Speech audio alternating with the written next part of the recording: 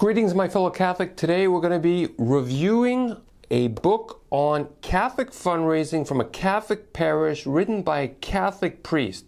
We're going to be looking at specifically where to start fundraising. This priest is going to tell us where to start. The book is Church Money. Now, before we dive in, quick introduction. My name is Brice Sokolowski, the founder of CatholicFundraiser.net. It's a website completely dedicated to helping Catholics just like you with their fundraising. So whether you're starting out or you're well along your way with fundraising, you are in the right spot.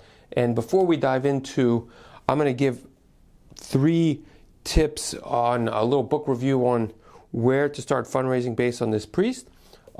Make sure you download absolutely for free the 10 Commandments to Catholic Fundraising. These are 10 things that I highly recommend that you do with your fundraising. The 10 Commandments of Catholic Fundraising lays out 10 things. It's helped me tremendously, these 10 things. It's kind of an overview of what I've learned as best practices. It's been downloaded by thousands of Catholics. I've gotten great feedback and constructive feedback to make it even better. So make sure that you download absolutely for free the 10 Commandments to Catholic Fundraising. Okay. We are continuing our review of this book, Church Money. I did a previous post, vlog, podcast on it. It's written by Father Michael White and Tom Kokorin. They run a parish in Baltimore called Church of the Nativity. They pretty much say, look, there's nothing extravagant about where we live. We're not surrounded by millionaires, but we're able to grow year after year after year our parish through what we write here. They're like, we've figured out a way to fundraise in a Catholic way. And that's why I'm reviewing it. And in the first part, we looked at lessons, learn key facts Catholics should know when starting to fundraise, or really just the basics of fundraising. Today, we're going to be looking at where to start with your fundraising. And these are 3 tips that I have from this book on where to start. Point number 1 that they say is to understand the concept of equal sacrifice, not equal gifts. And I'm looking at my notes, so you can download it absolutely for free. It's going to be on my website, so you can download it and read all of my notes. So equal sacrifice, not equal gifts.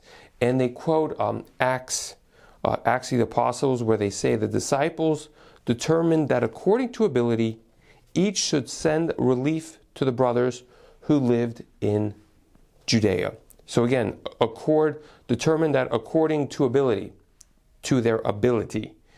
So this whole concept of, well, if everybody gave $5, or if you could give a cup of coffee, the classic line, give a cup of coffee. They say it doesn't work very well, and they reference Acts of the Apostles. I agree with them that it's according to ability. So you can't just say $5 or just have one item. You really have to, and we're going to lead up to this, is you're going to have to engage people directly, and you're going to have to try and find out, well, what is their ability? You have to have a dialogue. We're going to get into that in the next podcast, vlog, etc., about the whole concept of you're going to have to get to meet people and speak with them. But this whole concept of just saying, hey, cup of coffee, $5, $20, but also not to go too much into detail right now. You can't just give them whatever and say whatever you can do. That's also, you have to pretty much balance between the two. But this key point is equal sacrifice, not equal gifts. Very important fact. Number 2, on where to start with fundraising. Lead with your own giving. You must go first, I'm quoting them, when it comes to giving. You must go first when it comes to giving. Leaders have to give first.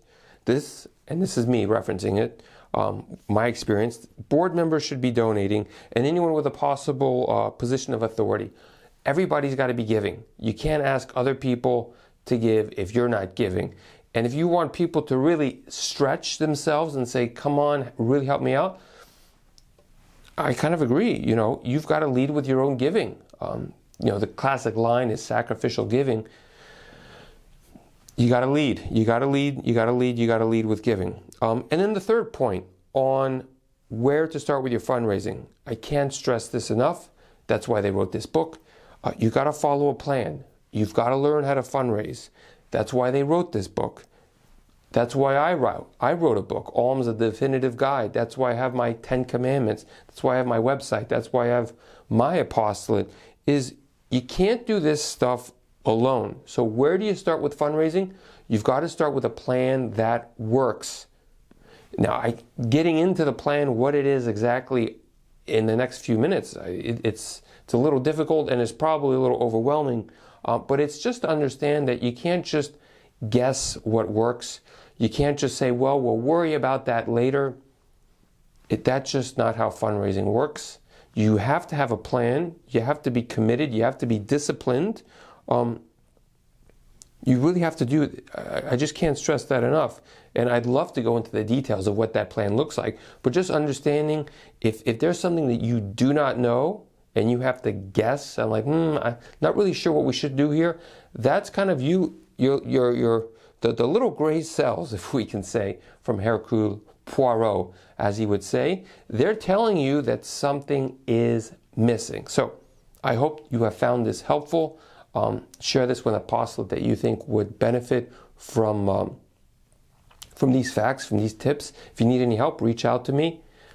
God love you, and I look forward to speaking with you in the next video, podcast, vlog, however you found this information. God bless. Speak to you soon. Bye-bye.